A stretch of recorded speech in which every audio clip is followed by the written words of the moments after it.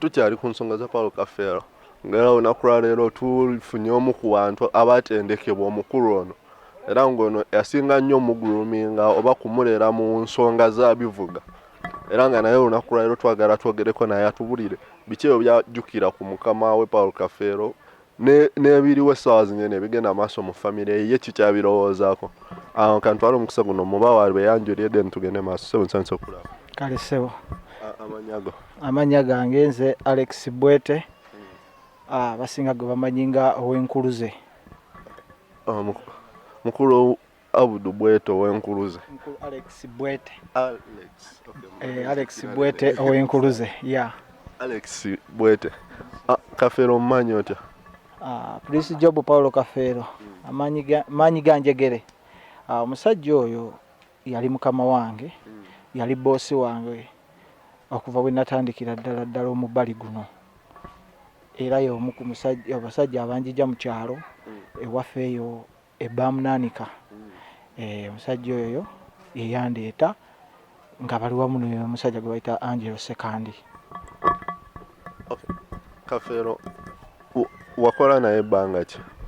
Namala n'omukulu gwe bayita Kafeero namala naye endowooza emyaka gyali ng'etaano. Emyaka ng'etaano era gye nasinga okuyigira okukuba ebidongo gye nayigira okuyiya ennyimba bwe bityo ssebo. Otugaye wayiga okukuba endongo wakubanga ndongo kika ki?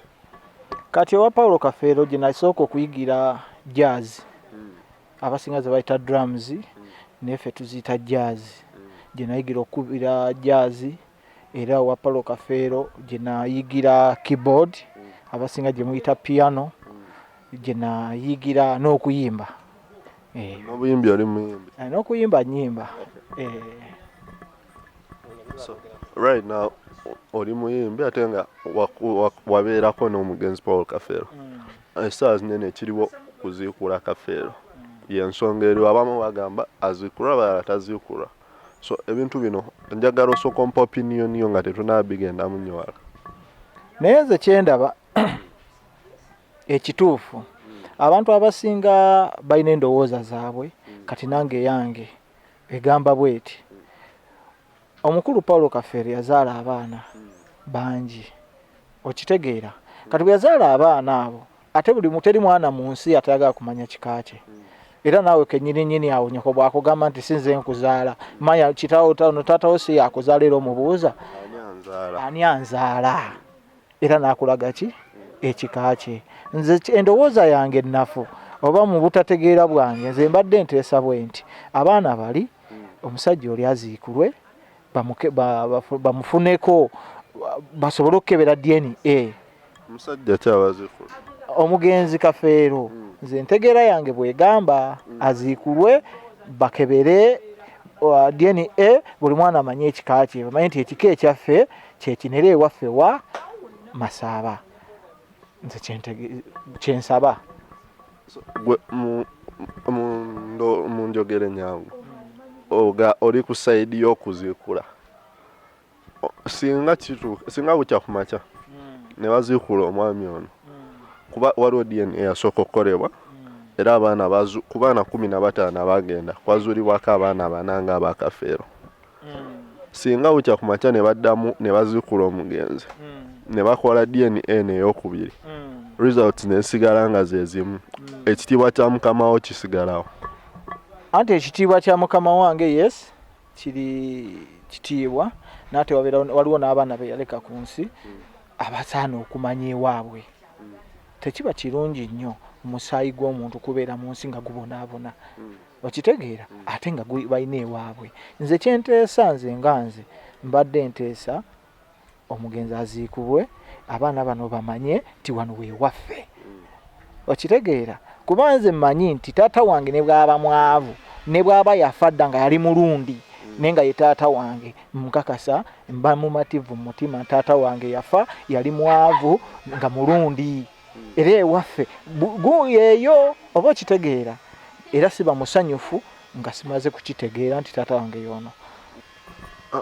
Otugambye wamala ne mugenzi Paul Kafeero emyaka 5 nga gwe omu kuba nga gwe yawangaalako naye emyaka egyo gyonna kikyolaba ekyenjawulo ekiri Kafeero kyoyinza okugamba omuntu essaawa zino naakulaba nga alaba Kafeero ku front page omusajja amaze emyaka 13 ng'afudde kyekyenjawulo ekyo ekyamulimu ekitali ku bayimbi baero kuba tulina abayimbi abafudde mu nnaku zino ng'essaawa zino eno abamu twabeerabira n'obberabira ne Kafeero paka kati abeera ku front page z'amawulire.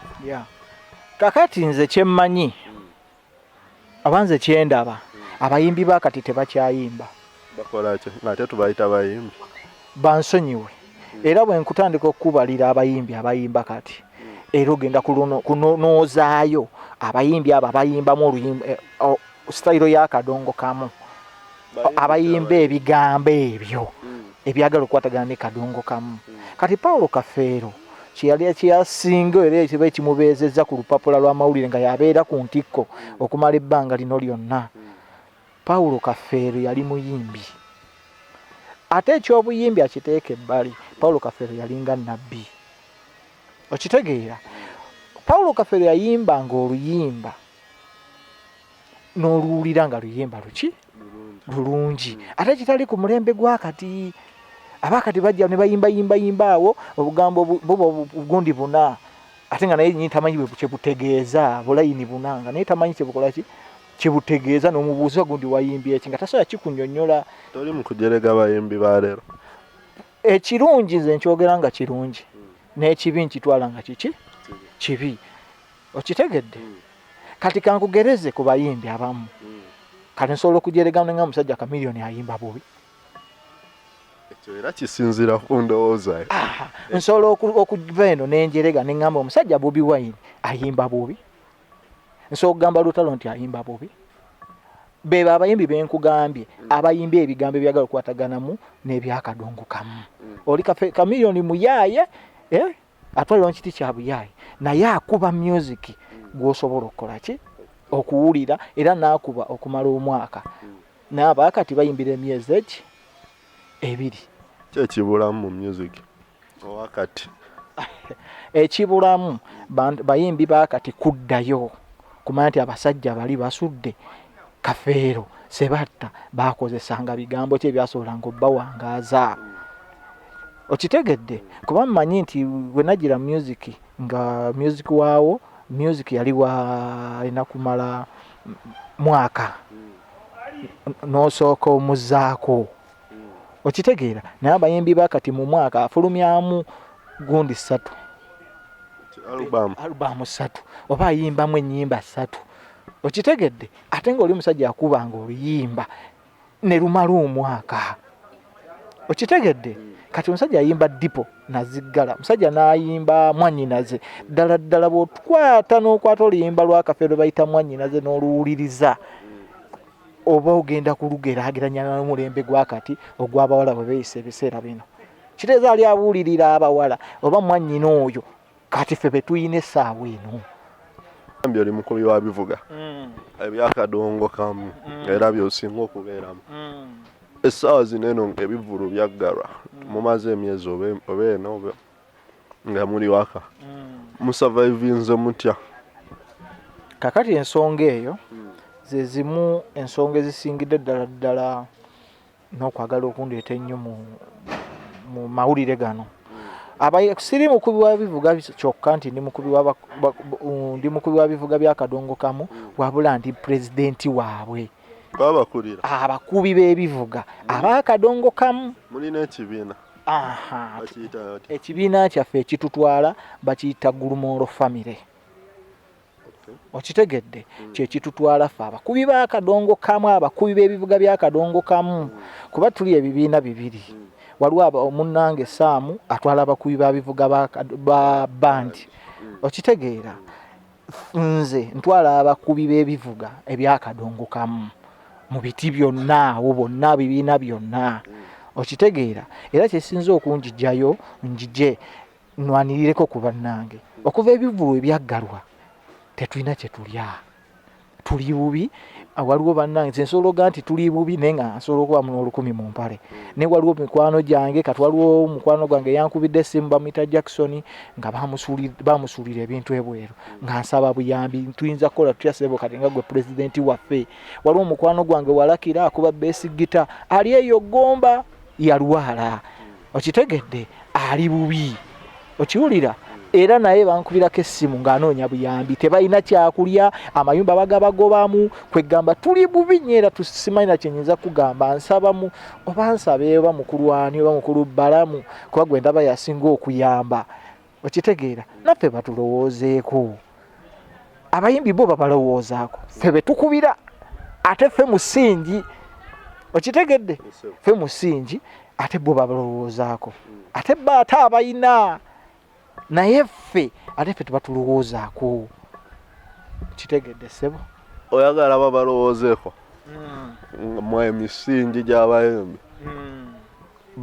kati omuntu singa abakulowoozeza akakufuna atya kati nze kyembadde nsingira ddala okwagala nga tannaba kunoonyereza bwanfuna mbadde nsaba batudduukirire batudduukireyo ku mmere omuntu okuwa akawunga akaleetewa kale okay kakati nze nina enamba y'essimu oba tulina ekitebe kyaffe ekitutwala oba wetukuŋŋaanira ekitebe kyaffe kiri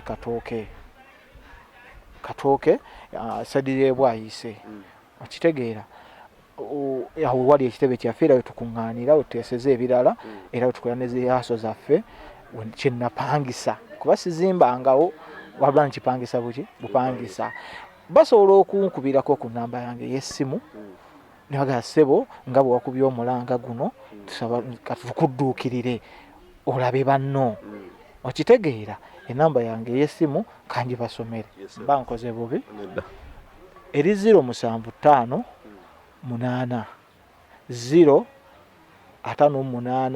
206 eyo namba yange tebayinza okunfunira alright mu bigambo nga 2-3 nkusaba osibula badde atulaba oba kantumire mu butumizi kiba kibi kansooka okwebaza mmwe kennyini abasobodde okujja okuggusa ensonga yange mwebale nnyo mwebalire ddala era nga kantumireko ku maama wange Nabisubi Bradina nga atudde mu kibisaawo w'obulenzi nentumira ne taata wange Isaya Kisuze era nga alindibwamu ne maama wange era mu kibisaawo nentumira ku muganda wange Disani Kasasa nentumira ku baana bange Shadraka Isani Kanyike Damba n'abalala ssebo nange bantumidde kati ndowooza tugende bugenzi maaso alright yes tubadde n'omukulu Alex Bwete era nga tubadde twogera ku nsonga y'omu ku baana abagroomingibwa mugenzi